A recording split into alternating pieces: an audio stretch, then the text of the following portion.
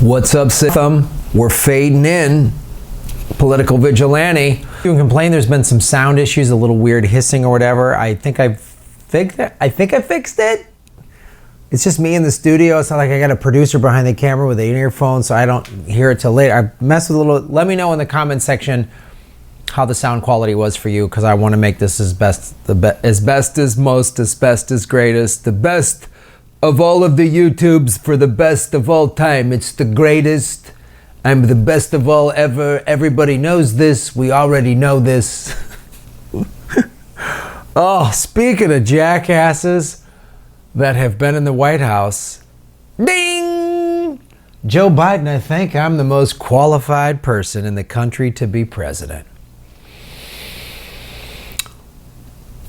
I mean, yeah, you know how to take us from 2 wars to 7. You know how to bail out the banks and not prosecute anybody or put any real regulation in place. You know how to do that. You know how to help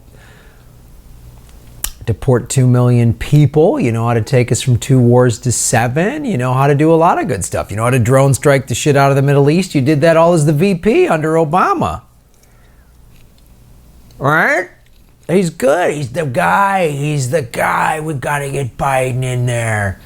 We got to get another Beltway corporate Democrat. We have to make that happen. Here's what he said. I'll be as straight with you as I can. That's Joe. That's Uncle Joe, straight shooter. I think I'm the most qualified person in the country to be president, Biden said in Missoula, Montana. According to accounts from CNN and local media, the issues that we face as a country today are the issues that have been in my wheelhouse, that I've worked on my whole life. Oh. Boy, the Democratic Party, they just get it. You know what I mean? They just fucking get it. They totally get it. They're so stupid. Well, we know who's going to lose to Trump in 2020. I've been doing this my whole adult life, and the issues that are the most consequential relating to the plight of the middle class and our foreign policy are things that I have, even my critics would acknowledge. I may not be right, but I know a great deal about. He said he was on a book stop tour, right? So this article was in USA Today, but this is all over the internet, right? That Joe Biden said this.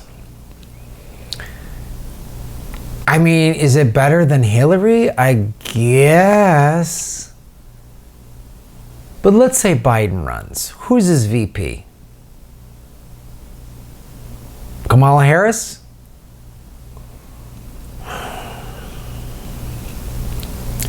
And let's say they do somehow miraculously win.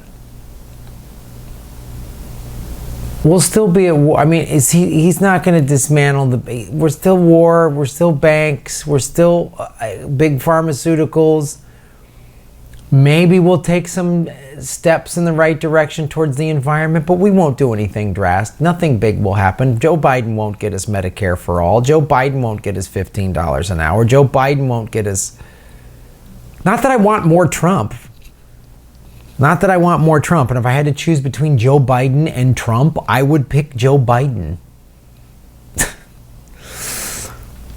But I will not vote for him in the primary. And I won't vote for him in the general if it comes to this, because I live in California and I will vote for whatever the Green or the People's Party puts up.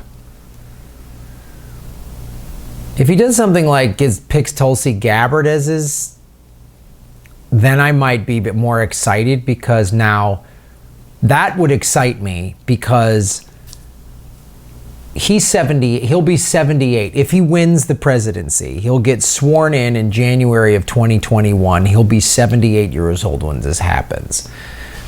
And Tulsi Gabbard will be 39, I believe. So the idea of her in the VP spot very close to being president is exciting to me. That would at least get me excited. That there's a shot. I don't know. But is the mainstream media going to hold Biden accountable for all the awful shit he did in his 8 years as vice president under the Obama administration? Let's see. I'm sure he is, right? Let me read this. The event's moderator, author, and TV personality, Bruce Feller, well, TV personality, so we know, no, pointed out some obstacles Biden might face if he runs, including Biden's controversial treatment of Anita Hill when he was chairman of the Senate. So that's what this race will come down to. Who's been worse to women? Which is a legitimate thing up to a point. But you know there's this woman I follow on Twitter, Sarah Abdallah. Okay? She's a Lebanese journalist, and she is so critical of the Obama administration and all the awful shit that it's done in the Middle East.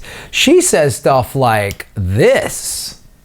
This is Newsweek. Joe Biden hinted at 2020 presidential right. This is what she says. The man who helped Obama turn Libya into a haven for terrorists, destabilize the pluralistic state of Syria, topple a democratically elected government in Ukraine, and starve millions in Yemen isn't qualified for anything but a first-class trip to The Hague for war crimes. Wouldn't it be great if she was like on CNN? Anita Hill, we're going to bring up Anita Hill. How about this stuff is a little more relevant? That's the worst thing that Joe Biden has done is Anita Hill. How Anita Hill was treated was awful. What just happened to Dr. Ford was awful. But let's look at this. 120 children die every day in Yemen. Every fucking day. And this jackass helped make it happen. Okay? I would love for her to be actually on CNN or MSNBC asking these questions. He should be going to The Hague for war crimes. But here's the scary reality, guys. Let's look at this. This is a CNN poll of all of the potential Democrats that are running, how they're polling right now. Joe Biden, 33%. Sanders, 13. Kamala Harris, 9. Liz Warren, 8. Well, here are your two VP choices if he runs. It won't be Bernie Sanders. John Kerry, oh, get the fuck out of here, John Kerry. Bloomberg, oh, suck it. Beto O'Rourke, paper tiger, not a real progressive.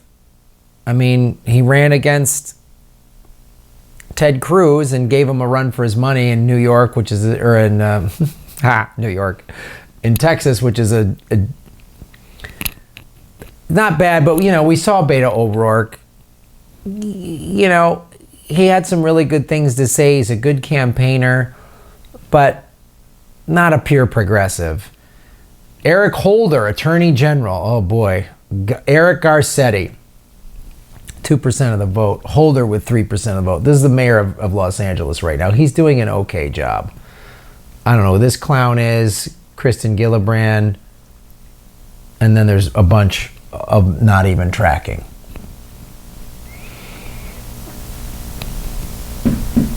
That's who I'd like to see run. But if this guy runs, Bernie, run as an independent. Just do it, dude. Tulsi Gabbard, nowhere on this list. Neoliberal, neoliberal, neoliberal, neoliberal, neoliberal, neoliberal, neoliberal.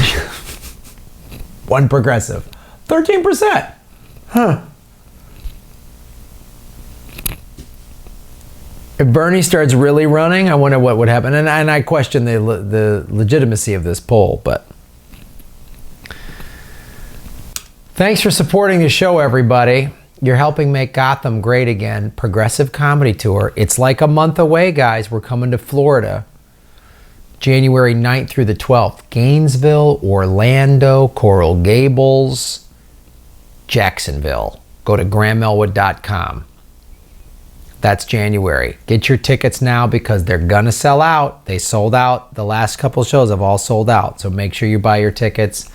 And thank you for supporting the show. Patreon. Watch the ads on YouTube all the way through. Make sure you subscribe to the channel, even if you've done numerous times. Hit subscribe and hit the bell notification button, even if you've done it before, because they keep unsubscribing people.